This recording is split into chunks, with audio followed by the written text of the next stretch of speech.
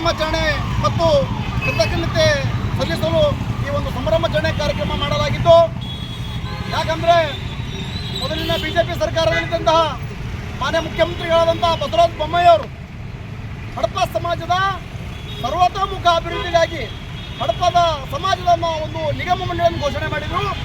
ಅನಿವಾರ್ಯ ಕಾರಣದಿಂದ ನೆಲೆಗುದಿಗಿದ್ದು ಪೂರ್ಣ ಪ್ರಮಾಣವಾಗಿ ಅನುಷ್ಠಾನವಾಗಿದ್ದಿರಲಿಲ್ಲ. ಅದಕ್ಕೋಸ್ಕರ ಈಗಿನ ಕಾಂಗ್ರೆಸ್ ಸರ್ಕಾರದ ಮುಖ್ಯಮಂತ್ರಿಗಳಾದಂತಹ ಮಾನ್ಯ ಸಿದ್ದರಾಮಯ್ಯನವರು ಮತ್ತು ಹಿಂದುಳಿದ ವರ್ಗದ ಇಲಾಖೆಯ ಸಚಿವರಾದಂತಹ ಶಿವರಾಜ್ ತಂಗಡಿ ಸಾಹೇಬರು ಬಹಳ ಮುತುವರ್ಜಿ ವಹಿಸಿ ಆ ನೆಲೆಗುದಿಗೆ ಬಿದ್ದಂತಹ ಹಡಪ ಸಮಾಜದ ಸರ್ವತೋಮುಖ ಅಭಿವೃದ್ಧಿಗಾಗಿ ಏನು ಸರ್ಕಾರ ಘೋಷಣೆ ಮಾಡಿದಂತಹ ಒಂದು ನಿಗಮವನ್ನು ಪೂರ್ಣವಾಗಿ ಅನುಷ್ಠಾನಗೊಳಿಸಿ ಆದೇಶ ಹೊರಡಿಸಿದ್ದಾರೆ 17ನೇ ತಾರೀಕಿನಂದು.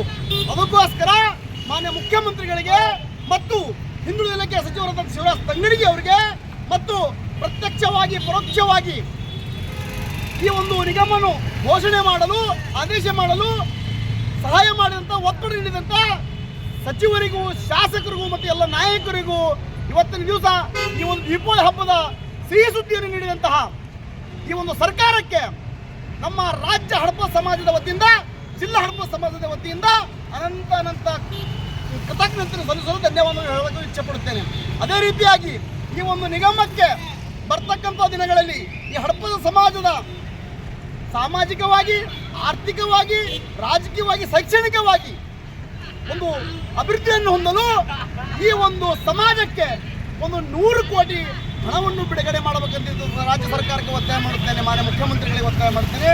ಅದಕ್ಕೋಸ್ಕರ ಬಂಧುಗಳೇ, ಇವತ್ತಿನ ದಿವಸ ಈ ಒಂದು ನಮ್ಮ ಸಮಾಜ ಹಲವು ತೊಂದರೆಗಳಿಂದ ಬಳಲಿದ್ದು ಈ ನಿಗಮ ಘೋಷಣೆ ಮಾಡಿದ್ದು ಬಹಳ ಖುಷಿಯಾಗಿದೆ. ಅದಕ್ಕೋಸ್ಕರ ಈ ಒಂದು ಸರ್ಕಾರಕ್ಕೆ, ಮಾನ್ಯ ಮುಖ್ಯಮಂತ್ರಿಗಳಿಗೆ ಮತ್ತು ಹಿಂದುಳಿದ ಇಲಾಖೆ ಸಚಿವರಿಗೆ, ಶಾಸಕರಿಗೆ ಮತ್ತು ಸಚಿವರಿಗೆ ಎಲ್ಲರಿಗೂ ಕೂಡ ಅನಂತ ಕೃತಜ್ಞತೆ ಸಲ್ಲಿಸುತ್ತಾ ಮತ್ತು ಈ ಒಂದು ಹೋರಾಟದ ಮುಖಾಂತರ ಕರ್ನಾಟಕ ರಾಜ್ಯದ ಕಟ್ಟಕಡೆ ಹಳ್ಳಿಗಳಿಂದ ಹೋರಾಟ ಮಾಡಿದಂಥ ನಮ್ಮ ಸಮಾಜದ ಬಾಂಧವರಿಗೆ ಕೂಡ ಈ ಒಂದು ಕೃತಜ್ಞತೆ ಧನ್ಯವಾದ ಸಲ್ಲಿಸುತ್ತೇನೆ.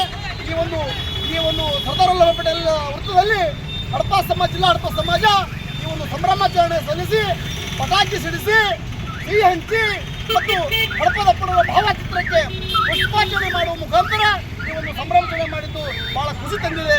ಮತ್ತು ಇವತ್ತು ನಿಜವಾಗಲೂ ದೀಪಾವಳಿ ಹಬ್ಬದ ಖುಷಿ ನಮಗೆ ಆಗಿದೆ, ಇವತ್ತು ನಮ್ಮ ಸಮುದಾಯಕ್ಕಾಗಿದೆ ಅಂತೇಳಿ ನಾನು ಈ 2 ಮಾತುಗಳಿಗೆ ವಿರಾಮ ಹೇಳ್ತೇನೆ.